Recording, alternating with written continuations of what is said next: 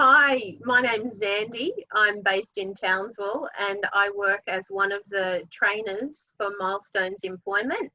I have had the privilege of working in the disability employment sector for 5 years now. 4 of those years was as a job development officer, and during that time I assisted people with injury, illness and disability find and maintain meaningful employment. As part of that work experience, I also was able to work with the University Specialist Employment Partnership, and that was why I was invited today to assist students understand how important it is to engage with employers and have a plan about how you feel comfortable and when you would like to talk about your disability in relation to engaging employers for employment. Thank you.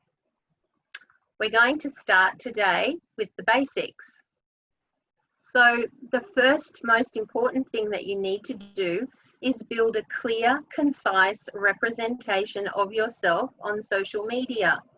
So lock down that personal page and jazz up the LinkedIn page, because we have seen several students get jobs just based on their LinkedIn posts and profile.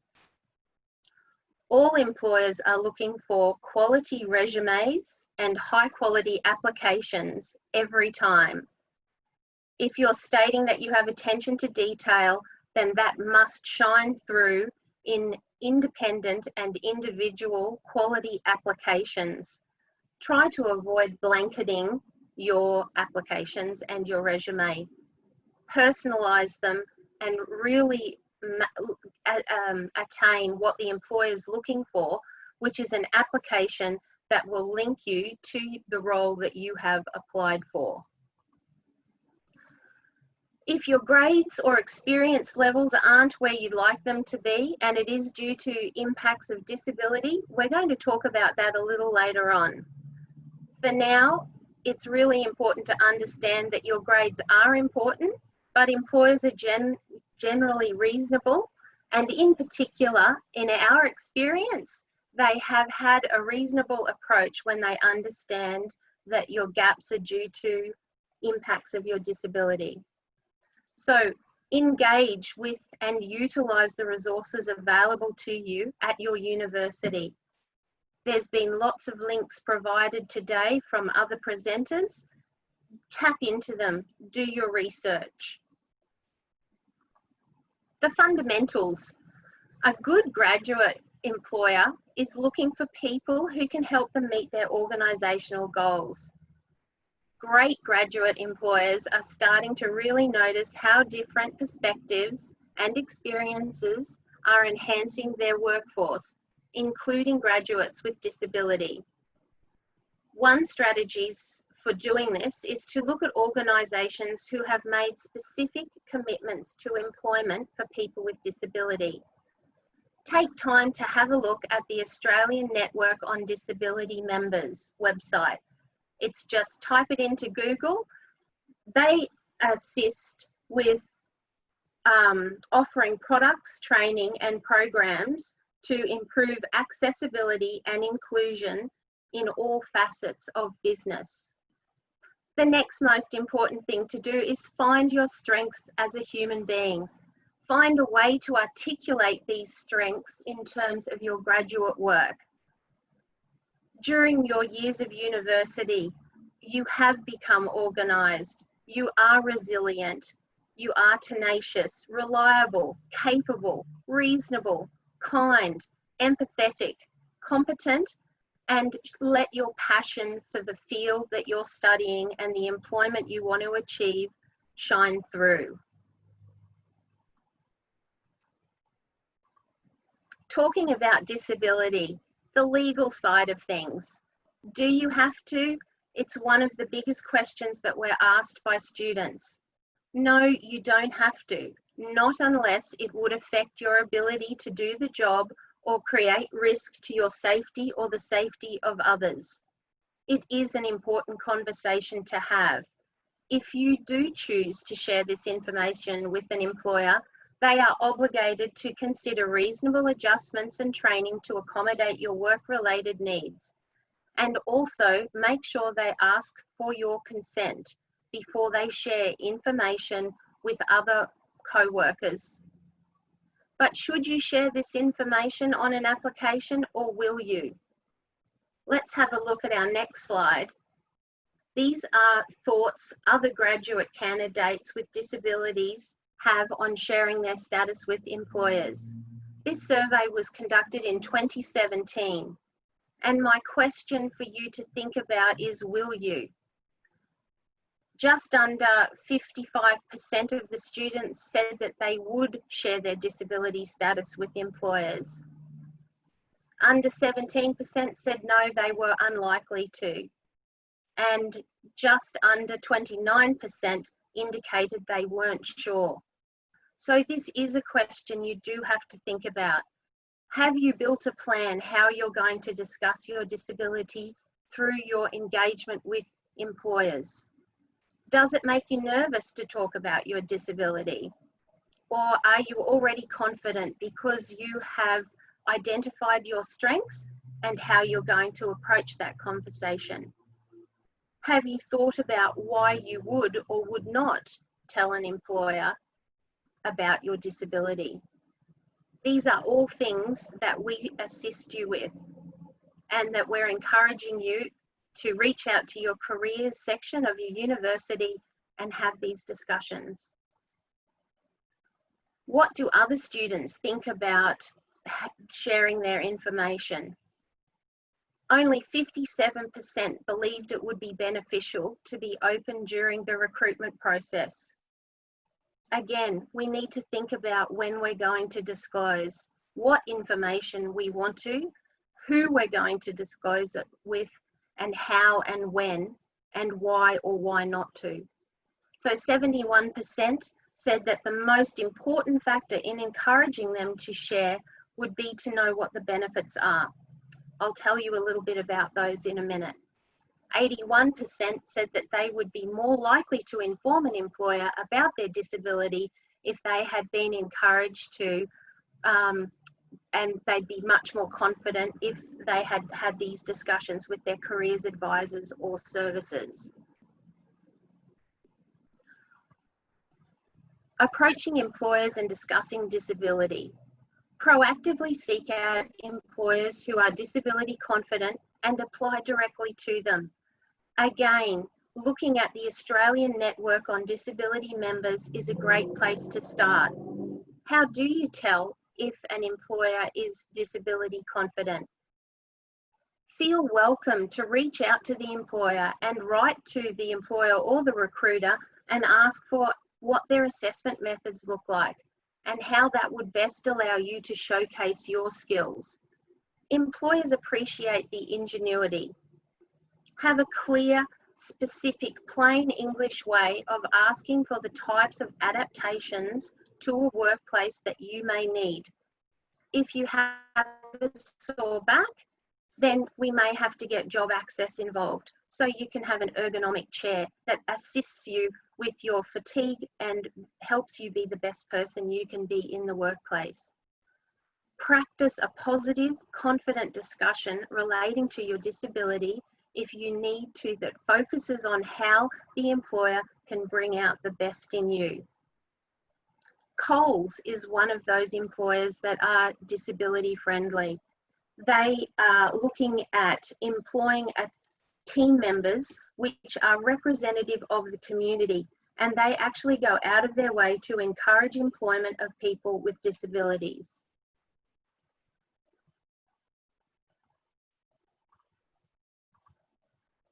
We're talking about the interview now.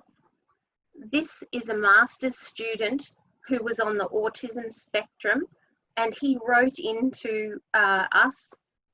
His quote was, "Your report noted the importance of getting an internship in the final year of study. I actually tried to get an intern position at a small publisher. That resulted in their director quoting me as an example of what not to say in a job interview in front of my fellow students. Unfortunately, these experiences do occur and they do impact people heavily. We would like and are working towards seeing a world where alternate methods of hiring are commonplace. A little bit more background to this situation is this gentleman was a Master's of English Language. If he had had to write his interview process, they would have hired him on the spot. But unfortunately, because of the autism, he did not interview well, and unfortunately the business weren't informed prior, and this turned into a very negative experience for this young man. So it's really important to reach out and have those questions, talk to the recruiters, let them know if your situation is maybe you're living with dyslexia and you need extra time to read the interview questions. If you have reached out to the employer and you've explained to them your situation, that you need more than 15 minutes to preview the interview questions because dyslexia makes it more challenging for you to pick up the key points. If they value you, they are going to assist you in every way they can for you to be your best during the interview process. If they don't, then maybe it's a thought, is this company the right place for me to be working? Our experience is most employers really will try their very best to help with that adaptation. But what we have found is that if you are ready with positive solutions and strategies and 4 years of university and learning, will definitely supply you with a lot of information that you're able to share on how things can be made better for you in your new workplace. I'm going to actually run through with the next slide. This is a real situation. So we had a young lady by the name of Kimberly. Her grades had dipped during the second year as a result of her disability. Kimberly suffered from fibromyalgia. So she did suffer a lot of pain and a lot of fatigue and a lot of sleep interruptions. Her field as a professional is very highly competitive. She was going into law work. So she was not confident about the options for sharing information around her condition with employers, especially in what is known in her industry as a cutthroat industry. Lots of late nights and lots of heavy workload. She had no work experience or work history in the field yet. With a mandatory placement coming up and wanting assistance to get better experience, she approached the USEP program through her university. The things that we put in place was we approached a private law firm for an experience placement with a discussion that highlighted the individual skills and passions for the industry. We also had a very honest, open discussion about the gaps in Kimberly's resume and how this had caused worry and stress coming up towards her graduate role. Halfway through this placement, the student was offered a job, starting after study concluded. So even though there's big things that happen in our lives that affect our studies and our results, it's not the end of the world if you have gaps. With the right support and the right plan and the right encouragement, we can find ways to fit this into everyday living and engaging employers. The next student profile I'd like to highlight is Rachel. So Rachel presented very, very anxious. She really didn't know what would happen after graduation. She really didn't know how to begin the process of getting herself in front of employers and getting that graduate position that she'd worked so hard to achieve. She lacked direction and skills in identifying and applying for suitable graduate positions. We were able to help. She lacked confidence due to a very brutal experience around disclosing her disability during a partnered university science tutorial. So there was a lot of confusion for Rachel on how she would disclose her condition during the application process or the interview process or on the form that was given to her by the employers. She really didn't know what to do. So we started from the basics. We worked together and outlined a clear and concise checklist of steps to prepare for graduate employment. Natalie has highlighted a lot of those steps in her presentation. We continued with Rachel to research and compile a list of businesses and industries that directly linked to her degree in her preferred work locations. Yes, Rachel wanted to work outside of Townsville. She also was assisted in building self-confidence by knowing her strength. She had just demonstrated many of the skills required to be a successful employee and a successful graduate employee after navigating 4 years of university.